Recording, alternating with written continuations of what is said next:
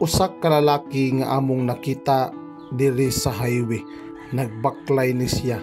Sa karon sa pagkakita ninyo, unsay inyong namatikdan sa yang lawas, di ba? Luoy kayang kahimtang nga nagbaklay siya udtong tutok.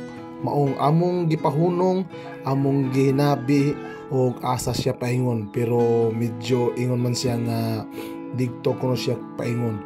Wala siya destinasyon nga ginganlan o unsa nga lugar, pero among gipahunong kay sa among nakita nga murag gigutom na ginintawhana. Maong napansin namo ni siya kay udtong tutok ayo nga gabaklay nga inani pa yang kahimtang.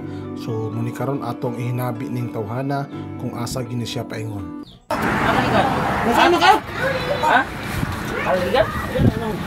Aman, akaligan? Amang kamat to? Dada. Dai gilpin man. What? Ha? Saan mo kulta? Wala.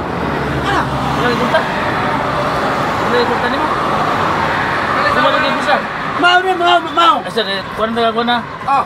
Amang kamat to. Akaligan. Akaligan ba kamat to? Mana tulong?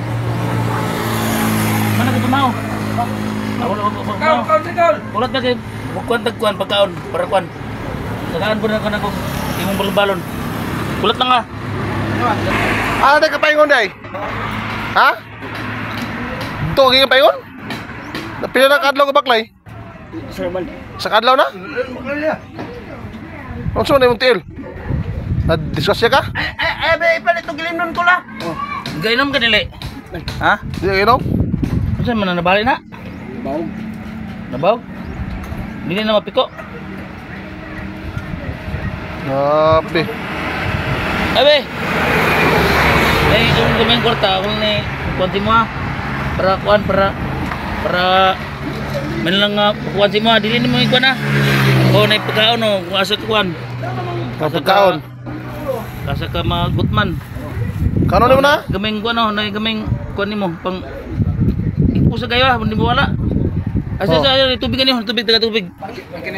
Tubig. Luloy kayo. Nabaklay. Tubig ko. Kahit tubig. Para dili ka uhon sa dalan. Amping ha. Eh. Amping. Luya kayo.